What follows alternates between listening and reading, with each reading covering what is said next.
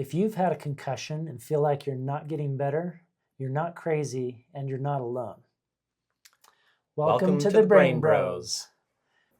All right, welcome back to the Brain Bros. Good to be with you again, Nate, and talk about a very important topic. We're talking about mental health and why that matters in PCS, or post-concussion syndrome. So to start with, I'll just ask that question. Why does it matter? Why does mental health matter when it comes to post-concussion syndrome? No, it's a great question. Many of our patients, almost all of our patients that have post-concussion syndrome also have some mental health issues. And many, if not at least half or more than them, had no mental health issues before coming. So I guess the reason it's important is that many of the mental health issues, depression, anxiety, etc., are issues that come with post-concussion syndrome and mimic, in many respects, the clinical depression or anxiety or other mental health conditions. And it can be really confusing to patients, but it's important to talk about because it's just part of head injuries that don't get resolved, post-concussion syndrome. So. Right, for sure. Well, and you think about the impact that it can have on our mental health and how our mental health impacts everything else that we do, right? Just our total quality of life is greatly impacted by our mental health. And quite often with post-concussion syndrome, we may not realize the effect that mental health can be impacted by PCS, right? Quite often we think of a concussion and we think of all the obvious things like cognitive difficulties, balance issues, to name a few things, brain fog, those types of things are more obvious. But what is less obvious a lot of times is the mental health aspect of it. And with that discussion, we would like to talk about too, the impact neurologically that can take place when we have a concussion, as well as just the impact itself the injury has on our mental health. Sure. Right? Sure. Yeah, well, on that note, I would say, there are neural pathways that get disrupted with post-concussion syndrome. Yeah. Some of those are directly are neural pathways that are directly responsible for regulating our emotions. And so when those neural pathways get disrupted, it makes sense that there would be some mental health challenges. Yes, absolutely. Well, and also on the other side of this, we're looking at just the disruption in your life from having a concussion itself. Take the neurological aspect out of it even, right? And okay, I'm not thinking as clearly, brain fog, headaches, all these other things that are so difficult, they're going to impact your mental health. Yeah. Right? And I can't do my job now, maybe, or do it like I'd like to. Sure. I can't go to school, or I can't remember what I'm studying. Or and all my hobbies, I've lost interest in them because I can't do them as well as I used to. There's a lot of life activities that get drastically changed. Right. That in and of itself, if I lost some of my favorite hobbies, I'd be in trouble, I think. So it really impacts so much of our life when our brain isn't doing what it's supposed to. Right. But it's often a combination, the neurological, just the ability neurologically to regulate emotion. If that's been impaired, right, and we have all of these other changes, these other symptoms and life changes based on the symptoms, you put those two together and it's going to almost always increase some mental health issues, even if you had nothing before you hit your head. For sure. Yeah. For sure. And on top of that, sometimes the symptoms that come with PCS can look like symptoms of anxiety or depression or other mental health difficulties. For example, I just took some notes here. For example, like cognitive fatigue can quite often look like depression. Dizziness can often look like anxiety or panic. Brain fog can look like ADHD or depression. Sensory overload can look like anxiety. Poor sleep can look like depression and anxiety. Headaches can look like stress-related symptoms. Mhm. So you can see, a lot of just these PCS symptoms look a lot like those things. So it is a Right. bit difficult to tease out Yes. these things. But what we have seen, right, is when we have people come in the clinic that had no mental health difficulties previously, a lot of times they do start to have those after they've had a concussion. Yeah. And those that maybe had some pre-existing anxiety or depression to whatever level, it seems to always exacerbate those symptoms and make them worse. Yeah. Right? Yeah. Yeah. And we have patients come in that are a little confused sometimes. Like and they'll even ask the question, like, is this just all in my head? Yeah. My answer is, well, it is all in your head. But yes. it's also doesn't make it any more real, like, right. or any less real, I should say. It's a reality that what's going on in your head, whether it's the emotional impact because of all these circumstances, Right. or whether it's disrupting neural pathways, it's going to have that right. effect on you. And like you said, or the combination, which it most likely is. Yeah. Yep. So, very good. Okay, so let's talk about some of the effects of emotional distress, right, that can take place. Some of the effects are work roles can be impacted. Yeah. Athletic ability, performance can be impacted. Independence, social participation. I mean, the list just goes on. Confidence, and so on. So it greatly impacts somebody's quality of life in so many different ways. Yeah. It's like saying, okay, let's take everything you care about doing and that you value, that you're able to do, and let's make you less able to do all of those things. Yeah. And see how it goes. For sure. And that's what happens with post-concussion syndrome. For sure. So. Yeah, and even somebody that's had, say, anxiety and or depression before they had their concussion, after their concussion, sometimes it looks more severe, but it also looks different a little bit, right? Yeah. Like they may say things like, I just don't feel like myself. Yeah, we hear that a lot. Right. Yeah. A lot. So. Absolutely. I think part of that, and if you're listening to this and you feel like you just don't feel like yourself because you might be having some post-concussion syndrome stuff, or you know someone that is, you want to always or also think about the systems that are in place that help us know who we are and where we are in space in relationship to others and our environment.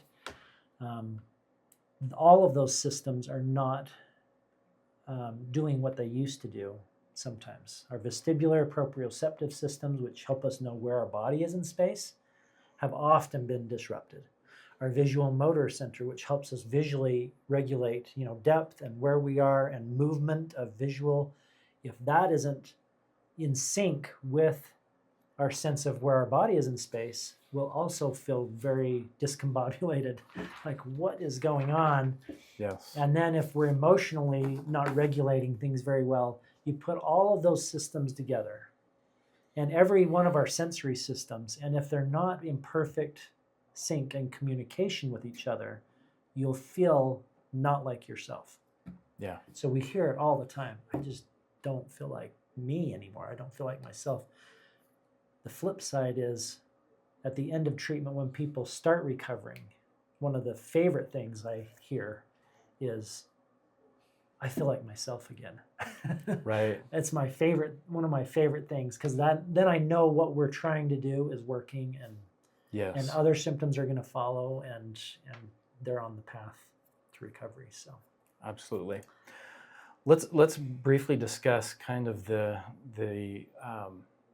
impact of different systems within mental health, right? So we're talking about the autonomic nervous system, right? Sometimes there's autonomic dysregulation, where resides the sympathetic nervous system, the parasympathetic nervous system. So maybe we could talk a little bit about that aspect. Sure. Most patients that have post-concussion syndrome have, to some degree or another, some dysregulation of their autonomic nervous system. We call it autonomic dysregulation or dysautonomia. But basically, it's saying your ability to go into fight or flight, which is your sympathetic nervous system, and your ability to go back to parasympathetic, or the rest and digest and recover, system. Your ability to go between fight or flight and rest and digest and recover is impaired. And so you often get stuck in one versus the other, usually stuck in the sympathetic, which is fight or flight. And so you're at a heightened sense of threat. You feel like you're at this heightened sense of threat. And so your brain and body have to be prepared for the threat. Right. We're not designed to be in that state for long periods of time. Right. It serves a purpose, generally, right? It's a great thing that we have the sympathetic nervous system and the parasympathetic, because there should be a balance there. Yeah. And they work together really well. Yeah. When they work together really well, that's what we hope for. That's what's optimal. When the sympathetic is constantly running, it wears us down. We already have an energy or a metabolic deficit after a concussion, or we have post-concussion syndrome. That energy level is already low, but then you take into account that the sympathetic nervous system is constantly running, and we don't get that rest and digest to makes sense to why help they're out. so tired sometimes. Yeah, absolutely. Mental and physical fatigue, and among other symptoms that are probably secondary to the fact that we are just on constant alert. It's hard to be on constant alert. Yes. You actually do want to go into that fight or flight system almost daily, but it's only for short periods of time. Sure. Most of the time you want to reside in the parasympathetic rest and digest. Yes. Right. So, okay. Yeah.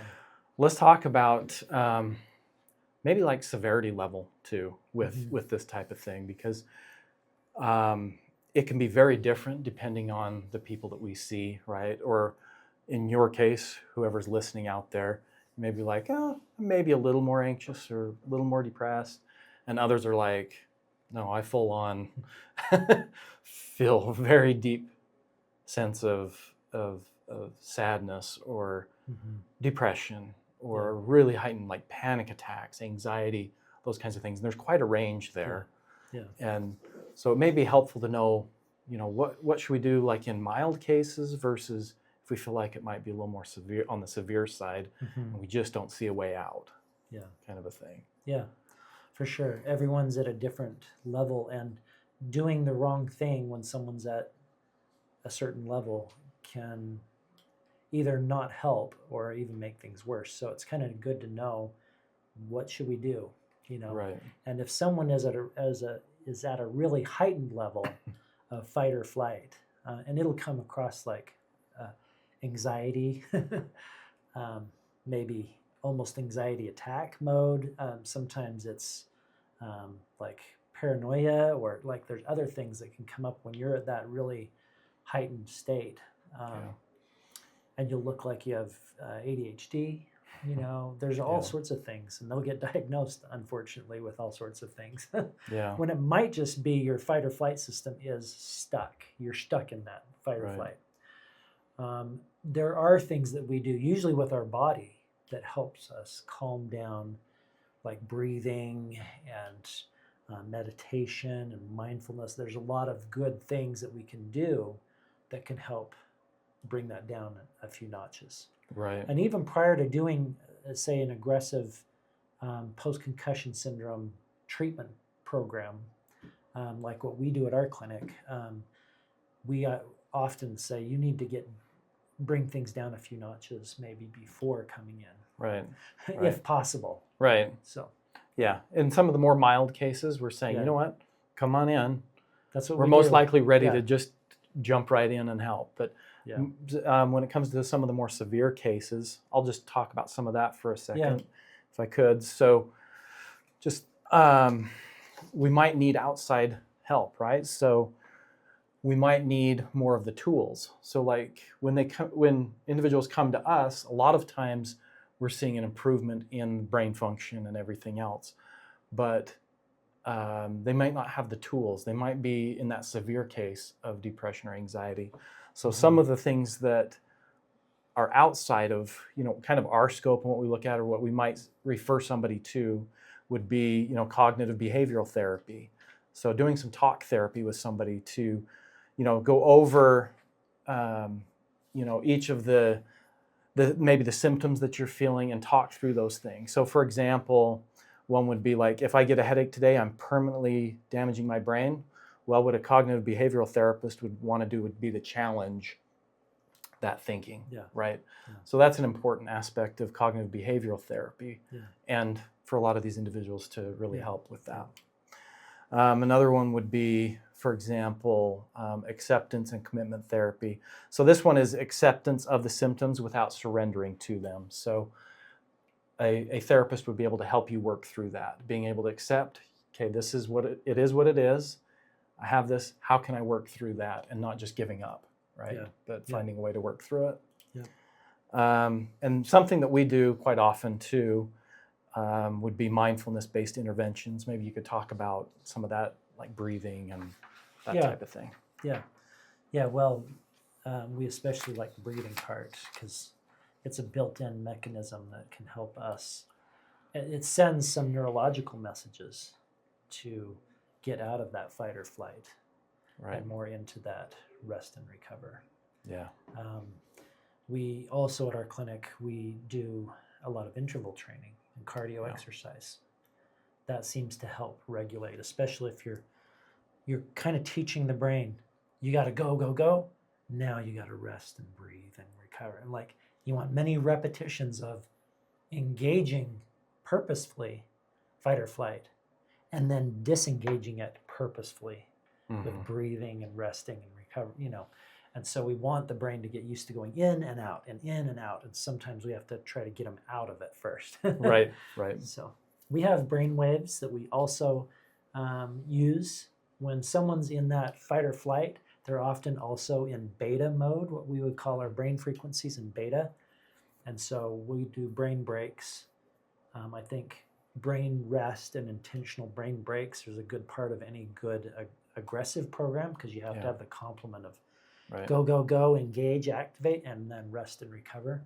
During that rest and recover, we try to facilitate getting out of beta waves and into alpha mode. Alpha waves is where we process the challenge we just went through. Memory is encoded during alpha.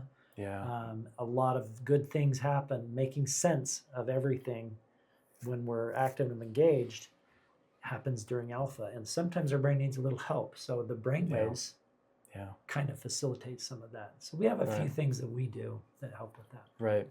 And it can be a difficult thing because our natural response when we're feeling anxious is the last thing I want to do is sit down and breathe and focus on those things. So it takes some practice. It takes some getting used to. There's kind of a learning curve, if you will, to getting in the rhythm of being able to slow down, being able to slow our mind down, to breathe, and to re-engage that parasympathetic nervous system. Even red light therapy, I didn't mention, is not a bad one. If it's used at the right frequency, in the right mode, you can facilitate some of that. So absolutely. Okay, so another thing to bring up would be sleep. Let's talk about the importance of sleep with all of this. Sure. If you're not sleeping, you don't know what is causing your symptoms. If your sleep is totally disrupted, it can affect so many other symptoms.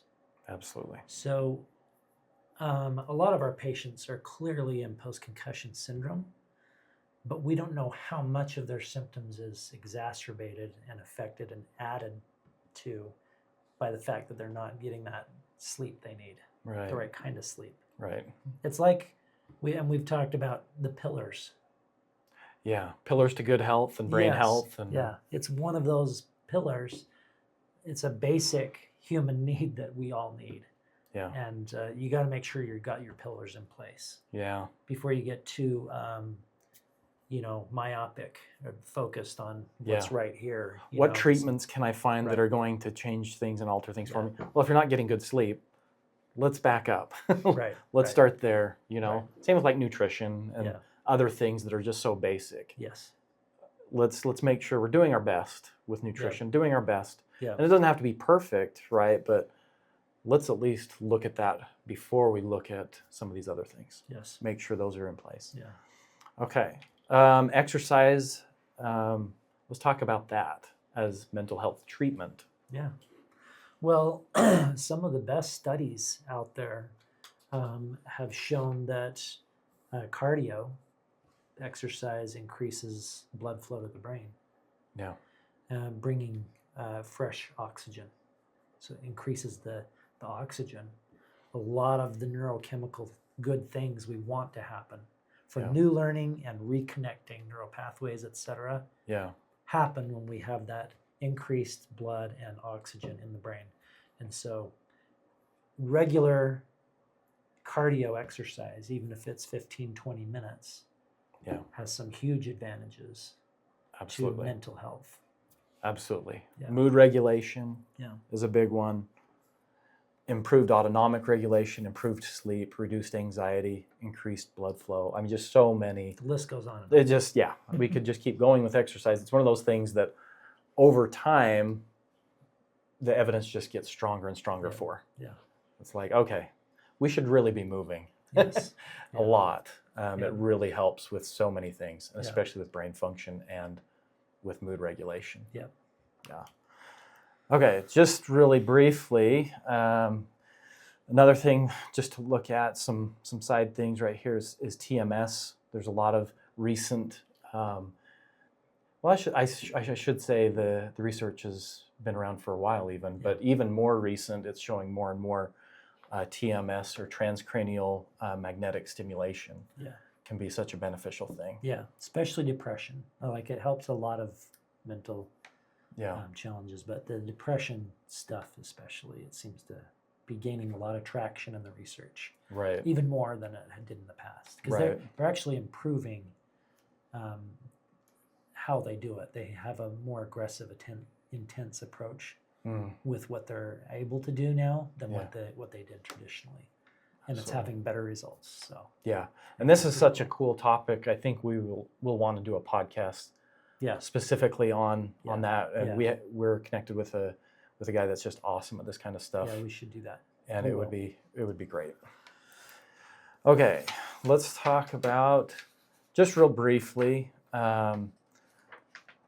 We've got medications may also be something that's important. I think personally, medications, I wouldn't say are our last resort, but we should at least explore other options and see where we're at with things before we go there. And if somebody's severe enough, that might be something we jump to fairly quickly, would be medications to get things under control. But generally speaking, there's a lot of things that can be done, like we've already talked about, that can help. Our brain is quite capable of introducing the neurochemical things that we need sometimes for recovery, which we are supplementing via prescriptions sometimes. Right. And that's not super helpful. Right. So we don't ever tell patients, stop taking what your doctor's ordered. Yeah. But we do say, please go to your doctor and talk to them and see what they would recommend, and if it would be okay for you to take a pause on a lot of your medications. Right. Depending on severity, we sometimes need to stay on certain medications, and doctors will recommend that, obviously. We follow that. But we do have many patients that come in with anxiety meds, depression meds, sleep meds, headache meds. Right. I mean, they have all of that. Yeah. And a lot of them don't have to continue with any of those meds. Right. Because all of those were treating separate symptoms It was a symptom-targeted approach to post-concussion syndrome. Right. And they were prescribed these things, I'm not saying incorrectly, Right. but it just wasn't the answer for what they needed ultimately. Right. It helped control symptoms in the meantime, Right. to a degree. But it's so happy when, for patients, when that day comes that they say, I don't need Right. these anymore, and I'm doing so much better without them. Right. We kind of know what cards we've been dealt once someone goes through the right kind of treatment program, a pretty aggressive approach to post-concussion syndrome, and then we kind of know what cards we've been dealt after they've done that. Oh, we still have a few lingering symptoms, even though most everything is usually improved a lot. Yeah. That's when it seems more appropriate to, Right. And a lot of them find a lot of relief in still continuing with some of those meds, but a lot of times it's way reduced to what they had before. Right. So, well, and I think we would always recommend too that you do this in consultation with your doctor when you start changing, the dosage of medications and whatnot. And a lot of times, your doctors will be on board if you're like, hey, I want to challenge it. I want to challenge this medication and just see if I reduce or decrease it or get rid of it. But I would always do it in consultation with your doctor to make sure that you're doing the right thing, because certain cases might be different, and it'd just be good to do that. There is a social side of recovery, right, that frequently gets missed. Mm-hmm. Let's talk about that a little bit. The importance of social connection and social support for these types of things when we're going through it. I would say it's near impossible to get through these things without some social support. It can be very difficult. And so I think it's important to find, if you don't have that social support, do your best to find a support group or that type of thing. Yeah, for sure. Friends, family, someone. We act as part of that support through our aftercare. That's why we, do a pretty robust aftercare program. 8 weeks of aftercare after we've done our 2 weeks of intensive work, say. Sure. But I feel like, a lot of clinics that I've been to, the patient's family and friends wait in the waiting room or drop them off and leave. And I like clinics. This is what we do at our clinic, but I like the approach where they say, "Please come in." Yeah, we encourage it. Yeah, we want you to see everything we do, and we want to train you on it, because you might be their in-house therapist, support person at home for those weeks following what we do. We want any of the gains that a patient has experienced to stick. Sure. And they do stick a lot better when they've got a cheerleader at home that's like, hey, remember, you're supposed to be doing this, and I'll do it with you. Right. And so we have family, even from day one, when patients come in for a consultation, I say, please bring your significant support person. Yes. If you can, with you. Yeah. Because sometimes when they don't, I do another consultation, because we get in the middle of our consultation, we realize, it would be nice for your husband to understand everything you're going through, and why we're recommending what we're recommending. And so we ended up doing another one.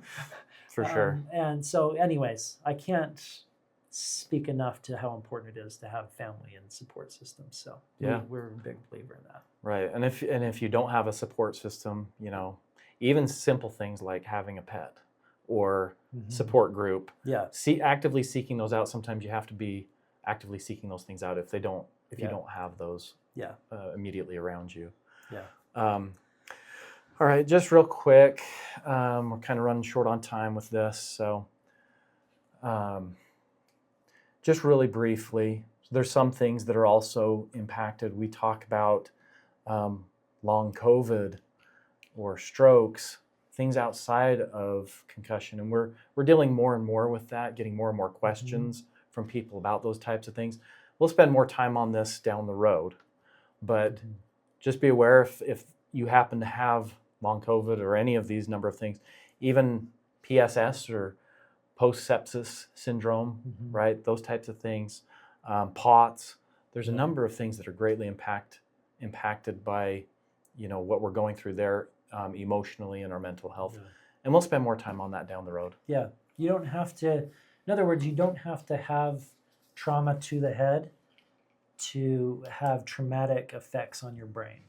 It can come through a variety of other conditions like long COVID, post-sepsis syndrome, POTS, strokes. There's so many other things that can happen that are traumatic to the brain and can have similar effects on the brain as post-concussion syndrome.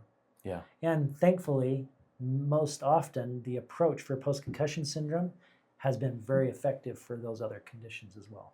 Absolutely. So awesome. I think bottom line is there's hope out there, right? Yeah. There is, and it's usually not just through a single approach. As we've demonstrated here, it's a combination of a lot of things coming together to help individuals that have those mental health difficulties. And so, we would always recommend doing all the things that you can to find those support groups, to take care of your health, and possibly, come talk to us about a consultation. We'd love to. Yeah. We do free consultations. We'd love to talk to you if you have further questions and don't know where to turn for this type of thing. Yeah, sometimes having the validation of and talking to someone one-on-one who's worked with so many people that are dealing with the same things that you're going through is really helpful and can help that where you're at mentally, just to have the validation that this is real. I'm not alone. People are getting better. Yeah. That's important. And bring a support person with you so they also see all of that. Yeah. It's a good starting place. And it's a free consultation at our clinic. So we'd love to help. So. All right.